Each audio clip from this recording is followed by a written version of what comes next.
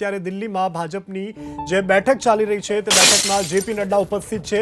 યાદી જાહેર થવાની અટકળોની વચ્ચે શાહ અને નડ્ડાના અધ્યક્ષ સ્થાને અત્યારે બેઠક ચાલી રહી છે। અમિત શાહના નિવાસ સ્થાને જેપી નડ્ડા પહોંચ્યા છે।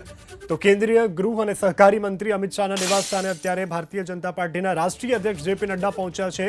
ઉમેદવારના નામની જાહેરાત પહેલા આ મહત્વની બેઠક કે જેમાં મહત્વના મુદ્દાઓને લઈને મંથન થઈ રહ્યું છે। બેઠક પૂર્ણ થયા બાદ કદાચ પ્રથમ યાદી જાહેર થઈ શકે તેવી પણ સંભાવના છે। બેઠક પૂર્ણ થયા બાદ 100 જેટલા ઉમેદવારોની પ્રથમ યાદી જાહેર થવાની છે, જેમાં ગુજરાતના 8 નામ પણ જાહેર થઈ શકે છે। પ્રથમ યાદીમાં રૂપાલા અને માંડવિયાના નામની પણ સંભાવના વ્યક્ત કરવામાં આવી રહી છે। તો રાજનાથસિંહ લખનૌથી ચૂંટણી લડી શકે છે। ન્યૂઝરૂમથી સંવાદદાતા આપણી સાથે હિરેન રાજ્યગુરુ લાઈવ જોડાયા છે વધુ વિગત સાથે। હિરેન, આખિરકાર છેલ્લા ઘણા સમયથી જે વાતને લઈ અને મંથન ચાલી રહ્યું હતું તે વાતનો અને મંથનનો કદાચ આજે અંત આવે તેવું લાગી રહ્યું છે। શું વધુ વિગત આપની પાસે? થોડીવાર પહેલા જ તે ભારતીય જનતા પાર્ટીના રાષ્ટ્રીય અધ્યક્ષ જેપી નડ્ડા કેન્દ્રીય ગૃહ અને સહકારિતા મંત્રી અમિત શાહના નિવાસ સ્થાને પહોંચ્યા છે। બંને વચ્ચે અત્યારે બેઠક ચાલી રહી છે।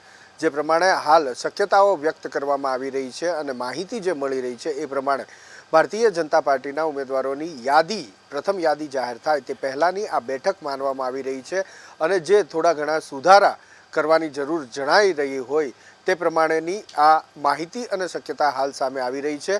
અને સૂત્રોનો દાવો ત્યાં સુધીનો છે કે આ બંને નેતાઓ વચ્ચેની બેઠક જેવી પૂર્ણ થશે એની થોડીવારની અંદર જ ભારતીય જનતા પાર્ટીની પ્રથમ યાદી જાહેર થઈ શકે છે। તો ગઈકાલ રાતથી જે ભારતીય જનતા પાર્ટીનું શીર્ષ નેતૃત્વ લોકસભાના ઉમેદવારોની પ્રથમ યાદી જાહેર કરવા માટેનું મંથન કરી રહ્યું છે, તેની વચ્ચે એ અટકળો વચ્ચે આ બેઠક અત્યંત મહત્વની માનવામાં આવી રહી છે। બિલકુલથી હિરેન, તો ઘણા બધા નામોની ચર્ચાઓ અત્યારે થઈ રહી છે। તો નો રિપીટ થિયરી અપનાવી અને કદાચ નવા અને યુવા ચહેરાઓને આ વખતે મોકો મળે તેવી કોઈ શક્યતા?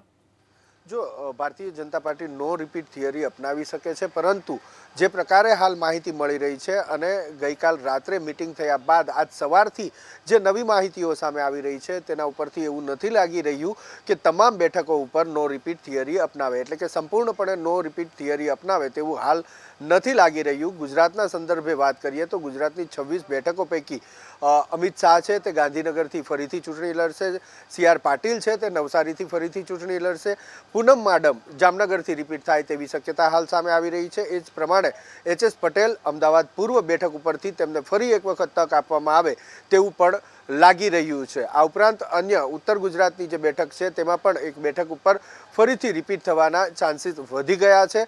કેટલીક બેઠકો એવી છે કે જ્યાં નવા ચહેરાઓને પણ સ્થાન મળી શકે છે। વડોદરાની વાત કરીએ તો વડોદરામાં રંજનબેન ભટ્ટને રિપીટ ના કરે અને તેની જગ્યાએ પેરાશૂટ ઉમેદવાર તરીકે દીપિકા ચીખલિયા આવે તેવી વાત છે, પરંતુ દીપિકા ચીખલિયા આ જ બેઠકથી અગાઉ ભૂતકાળમાં ચૂંટણી લડી ચૂક્યા છે અને સાંસદ બની ચૂક્યા છે, એટલે સાવ નવો ચહેરો દીપિકા ચીખલિયા નહીં કહેવાય, પરંતુ હા, ઘણા સમય પછીથી આ નવો ચહેરો જોવા મળી શકે છે। તો મનસુખ માંડવિયાનું નામ પણ પ્રથમ યાદીની અંદર હશે તેવો તર્ક હાલ લગાવવામાં આવી રહ્યો છે। એ જ રીતે પુરુષોત્તમ રૂપાલાનું નામ પણ હોઈ શકે છે।